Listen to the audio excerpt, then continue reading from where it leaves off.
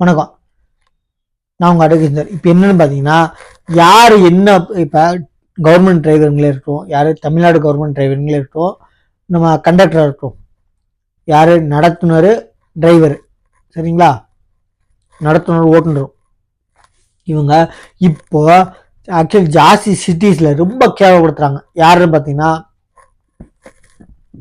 வயசானவங்க, தூய்மை பணியாளர்கள். இவங்கெல்லாம் ஏறும்போது ஓசி தானே, பின்னாடி ஒரு நல்ல பஸ் வரும், ப்ரைவேட் பஸ் வரும், போ அடுத்த ஓசி தானே சொல்லி உங்கள் அப்பா வீட்டு காசு இல்லை, கவர்மெண்ட் எங்கள் காசை வாங்கிட்டு, அதாவது பொதுமக்கள் காசை வாங்கிட்டு ஓசியில் ஏன் கொடுக்கக்கூடாது?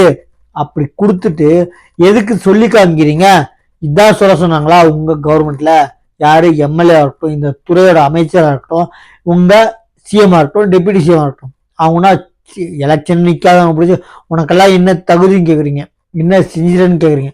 நிற்கவே இல்லை எலெக்ஷனில், நிற்காத பிடிச்சி என்ன செஞ்சிடன்னு கேட்குறதுக்கு உனக்கு எந்த ரைட்ஸும் இல்லை, சரிங்களா? எந்த உரிமையும் இல்லை, கேட்குறதுக்கு உனக்கு தகுதியும் இல்லை, உரிமையும் இல்லை. ஏன்னா நிற்கவே இல்லை எலெக்ஷனில். நின்னதுக்கப்புறம் என்ன செஞ்சாலும் என்ன கிழிச்சுன்னு கேட்கலாம். இங்கே நின்று ஜெயிச்சவனுங்களே ஒன்று கிழிக்கல, நல்லா புரிஞ்சுக்கோங்க. ஓசின்னு சொல்ற நல்லா புரிஞ்சுக்கோ. எத்தனையோ வெளியில போட்டேன். நீ பக்கத்து மாநிலம் சொல்றல, பக்கத்து மாநிலத்துக்கு போய் பாரு எப்படி ஆட்சி நடத்துறாங்க, நீ போய் பாரு, சரிங்களா?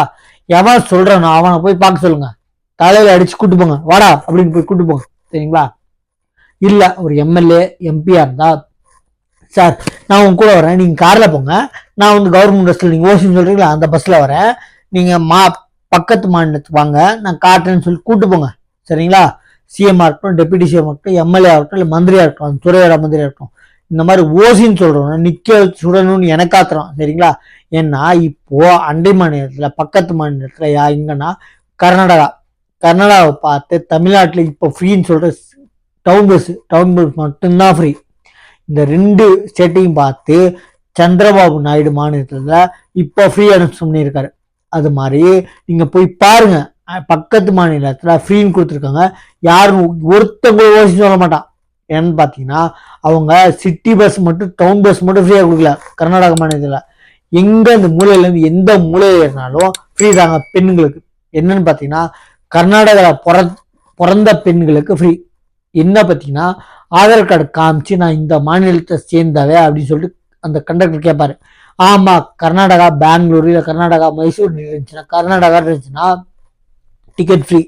கர்நாடகாவில் எந்த மூலையில பிறந்தாலும் ஓட்டு உரிமை இருக்க இல்ல, அடுத்த வருஷம் ஆதார் கார்டு லோக்கல் கர்நாடகா இருந்துச்சுன்னா கண்டிப்பா ஃப்ரீங்க. வெளி மாநிலம் இருந்துச்சுன்னா டிக்கெட்டு. நல்லா புரிஞ்சுக்கோங்க, வேற மாநிலமா வேற ஊரு கூட இல்லை, எந்த ஊர்ல இருந்தாலும், நம்ம எக்ஸாம்பிள் ஒசூர் தான் பார்டர் தமிழ்நாடுக்கு, அந்த சைடு கன்னியாகுமரியோ ராமேஸ்வரம் எங்க இருந்து ஏறினாலும் நீங்க வந்து சிட்டியில உள்ள மட்டும்தான் ஒன்னது ஃப்ரீயா அனௌன்ஸ் பண்ணிருக்கீங்க.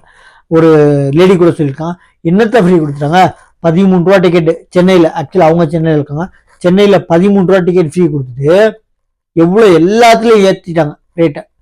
130 1300 ஏற்றிட்டீங்க. அவ்வளோ 13 ரூபா ஃப்ரீ கொடுத்துக்கு 1300 ஏற்றிட்டீங்க. அதுக்கு பேசாம நீ காசை வாங்கிட்டு போயிடலாமே, என்ன பிரயோஜனம்? ஃப்ரீன்னு கொடுத்தா நியாயமா பொதுமக்களுக்கு உபயோகமா இருக்கணும்.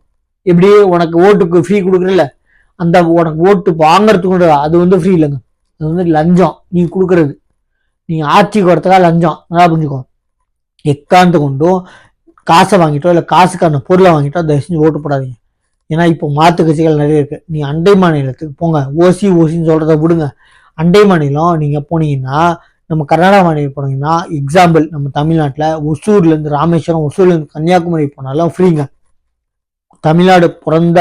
தமிழ்நாட்டுக்குள்ள பிறந்த பெண்மணி, அந்த பொண்ணுக்கு ஆதார் கார்டு இருந்துச்சுன்னா கண்டிப்பா ஃப்ரீங்க. அதாவது சிட்டி பஸ்ல இல்லைங்க, டவுன் பஸ்ல இல்லைங்க, ரூட் பஸ்ல ஃப்ரீங்க. வெளிப்படையா சொல்லலாம். அந்த மாதிரி ஓசின்னு சொல்றேன், நான் கேவலமான ஆளுங்களுக்கு சொல்றேன். யாரு கேவலப்படுத்துறாங்கன்னா, கவர்மெண்ட் டிரைவர்ஸ், கண்டக்டர்ஸ் நிறைய இடத்துல கேவலப்படுத்துறாங்க.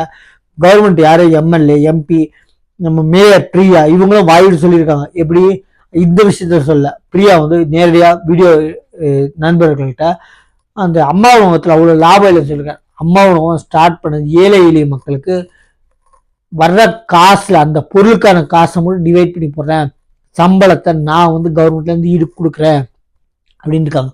அது லாபத்துக்காக இல்லை, அது பொதுமக்களுக்கு சென்றடைகிறதுக்காக. என்ன ஒரு அறிவாளித்தனம் பாருங்க. இவங்கெல்லாம் அடுத்த வாட்டி ஓட்டு கேட்க போக முடியுன்றீங்க. நம்ம சேனலை சப்ஸ்கிரைப் பண்ணிட்டு பாருங்க. தேங்க்யூ.